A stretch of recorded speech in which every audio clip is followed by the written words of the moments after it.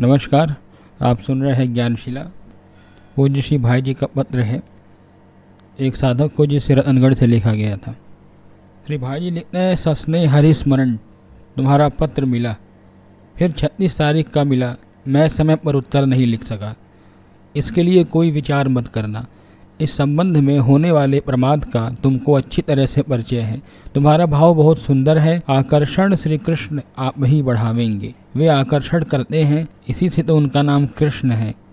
पर वे खींचते उसी को है जो खिंचवाना चाहता है। चुंबक उसी लोहे को खींचता है जो उसके सामने होता है। तुमने ईश्वर के द्वारा आकर्षित किए जाने की इच्छा है ही, इसी से आकर्षण हो जाएगा। देर सवेर ये चिंता न करो, इच्छा बढ़ाते रहो, निराशा के लिए कोई स्थान ही नहीं है।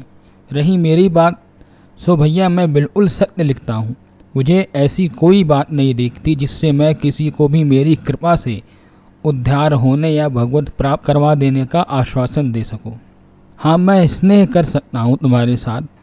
मेरे हृदय में काफ़ी स्नेह है भी, पर वह स्नेह हृदय का एक पवित्र भाव है। वह आनंद की आदर की वस्तु है और उसका वही फल है, उससे और कुछ हो जाएगा ऐसी बात नहीं है।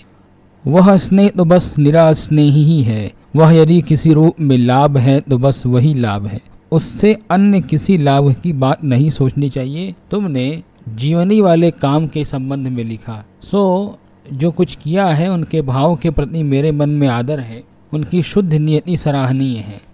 उन्हें दुख न हो, इससे मैंने कभी कभी उनका समर्थन भी किया है, पर मेरे इस कार्य में जरा भी दिलचस्पी नहीं है।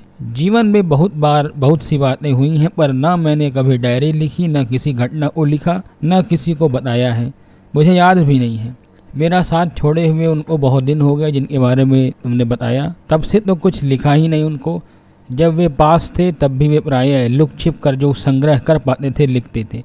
मैं बहुत ही कम उन्हें बताता था। इससे मेरा जहाँ तक अनुभव है कि उनके लिखने में कई बातें केवल कल्पना की आई होंगी, तो बहुत सी महत्व की बातें छूटी होंगी। अब भी मेरे मन में न कोई दिलचस्पी है, न कोई महत्व की भावना है। उसका कोई भी उपयोग हो न हो, मुझे कुछ भी इसका भी रस नहीं है।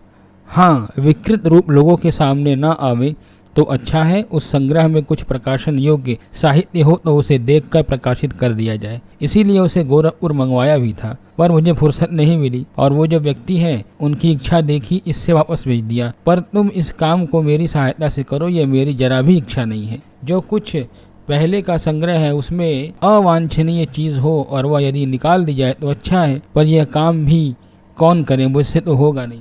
श्री चैतन्य महाप्रभु से बढ़कर मेरी जीवनी निकली। यह तुम्हारी भावना वस्तुतः मेरे प्रति तुम्हारी श्रद्धा का परिचय देती है, तथा इस दृष्टि से मैं उसका बड़ा आदर भी करता हूँ। परंतु मेरी जीवनी में क्या रखा है पता नहीं। मुझ जैसे कितने कीट पतंगे पैदा हुए और मर जाते हैं। प्रचार की प्रसार की वस्तु तो भगवान श्री राम जी की जीवनी तथा नारद व्यास आदि संतों के चरित्र ही हैं। उनके प्रचार प्रसार में मन से जो कुछ हो वो करना चाहिए। हाँ, जीवनी आदि किसी काम में मुझे जरा भी आशा न रखे कि मैं उसमें कुछ कर पाऊंगा। चुपचाप भजन सत्संग करे, मेरे पास रहे तो बहुत अच्छा है। मेरे प्रति उनके भाव जो हैं या उनका मैं सदा ही आदर करता हूँ। वे भले आदमी है, पर नियति उनकी बहुत अच्छी है।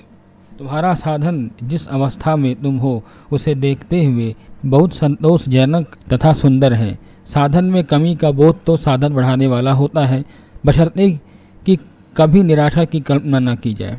ऑफिस में कई बार अधिकार रक्षा की चेष्टा करनी पड़ती है, सो तो करनी ही चाहिए, इसमें जरा भी दोष नहीं है। हाँ, अहंकार और द्वेष ईर्ष्या का भाव नहीं होना चाहिए। आवेश से नहीं, कर्तव्य भाव से यह कार्य होना चाहिए। तुम भगवान की प्रसन्नता में ही प्रसन्न रहने की, उनकी मंगल का विधान को संपूर्ण तथा संघर्ष स्वीकार करने की चेष्टा रखते हो, सो तो बहुत ही उत्तम है। यही करते रहो, ये परम साधन है। बाबा स्वस्थ हैं, उनकी बाह्य उपरति क्रमशः बढ़ रही है। अंतर राज्य में प्रवेश होने पर ऐसा ही होता है। धन्यवाद।